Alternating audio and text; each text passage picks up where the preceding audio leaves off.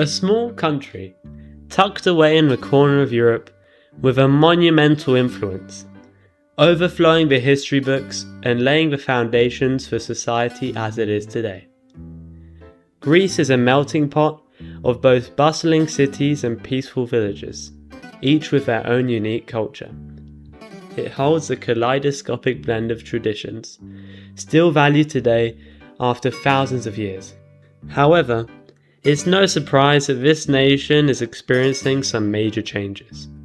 People are starting to question Greek identity and develop differing attitudes towards its relationship with Europe.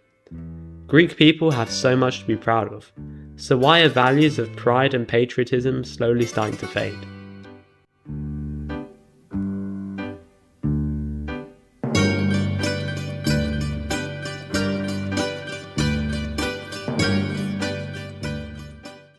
Greece has experienced a lot of political turmoil over the last 20 years, most notably the 2008 financial crisis, which struck the country with a fatal blow, causing a massive drop in GDP, employment, and a sharp rise in public debt.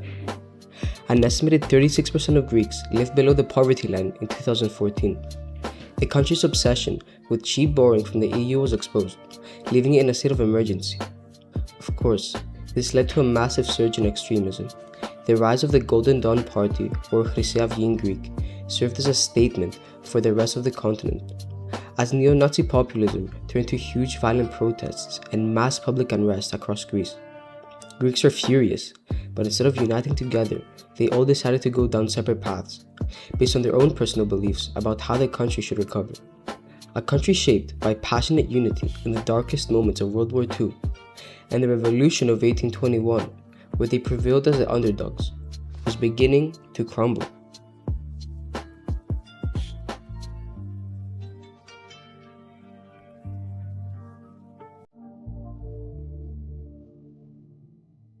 When foreigners think of Greece, what usually comes to mind are golden sand, bright blue waters, and stunning islands like Corfu and Santorini.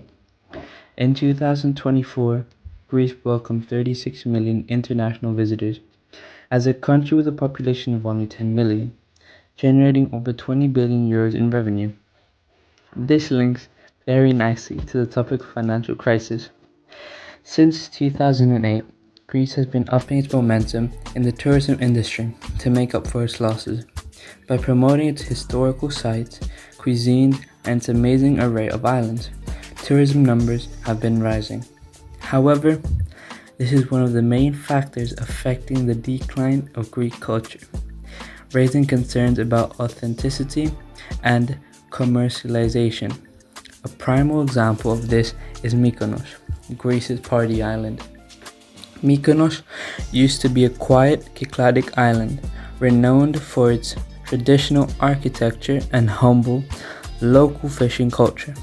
Now, has become a hotspot for hordes of clubbing-obsessed tourists, as age-old housings become Airbnbs, local taverns become international fine dining restaurants, not necessarily Greek ones, and historic festivals become stage performances for tourists who know nothing about the actual history of the island.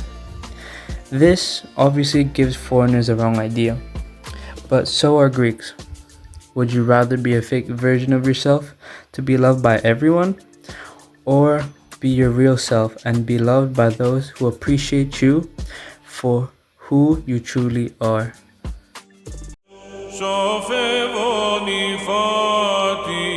The Greek youth is at the front line of this conflict, and is often viewed as the last hope by concerned adults. They are frustrated with the way this country has been handled, which has two outcomes. Defeatists lose connection with their culture and often seek to emigrate from Greece, while the rest take their frustration and turn it into passionate patriotism. The nation's rich history has motivated a large percentage of the youth to maintain pride in their heritage despite the political problems they were born into. Greeks still celebrate their Independence Day alongside Orchidea and typical Christian holidays, a subject we'll touch on later.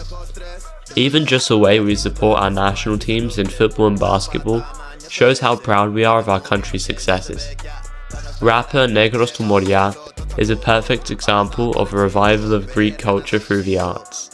He is a Ghanaian immigrant from Sepolia, Athens, who has completely embraced Greek culture and even birthed the genre of trapediko, a hybrid of traditional Greek music and a modern Western rap style. He has managed to bridge the gap between the old and new, with lyrics that are both relatable to Greek adults and a rhythm that is loved by the youth. Advertising patriotism is something cool. He has amassed nearly 500,000 monthly listeners on Spotify, and is proven to be more patriotic than most ethnic Greeks. It is important that Greek children continue to be taught about their country's history, or else we'll never be able to dig ourselves out this hole. According to a 2018 Pew Research Center study, 89% of Greeks view their own culture as superior to all others. Is globalization really necessary when this is the case? Every Greek has their own horion, meaning village. Not many Athenians will tell you that their ancestors were Athenians too. It is actually very common for their families to come from a village of no more than 100 people. This is where you can find the most raw, authentic culture, untouched by tourists and often bragging hundreds of years of overlooked history. It is the small villages that play a major role in protecting Greece's ancient roots and encouraging young Greeks to learn about their own heritage. On my family holiday this summer, we came across a small village in the mountains of Epirus, which had a single cafe for us to stop by at.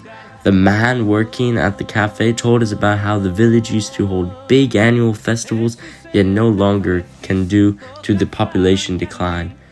Go to any Greek village and you will find locals talking about how much better it used to be.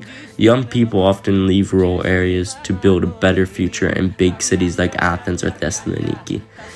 This leaves a handful of elderly residents who slowly disappear over time, and before you know it, yet another historic village has become a ghost town. This is another serious issue that presses Greece today, which we must address before it is too late.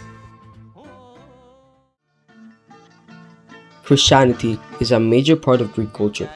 98% of Greeks are Christians, and many of them grew up to fully adopt the religion. Christian Orthodoxy began in the Greek-speaking Eastern Roman Empire, intertwining the nation's religion directly with its history. Greek people celebrate Easter and Christmas in a unique way and make sure to put emphasis on the church when doing so.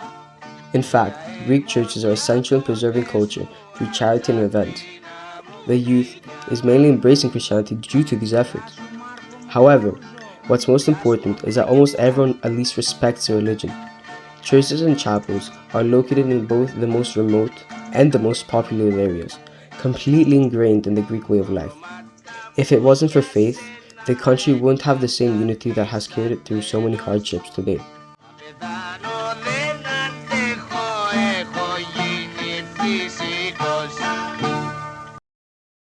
This issue has its fair share of complexities. Politics have fragmented Greek society like never before, and the country's authenticity is being challenged on a worrying scale. However, the youth may be the essential piece of the puzzle in restoring Greek values. Greece was once a formidable empire, spanning from Europe to India, but it was also once an enslaved nation, fighting 400 years for independence. We would never have reached such great heights if we hadn't emerged victorious during our lowest points. And that's what makes us so great, and will continue to define Greek identity for eternity.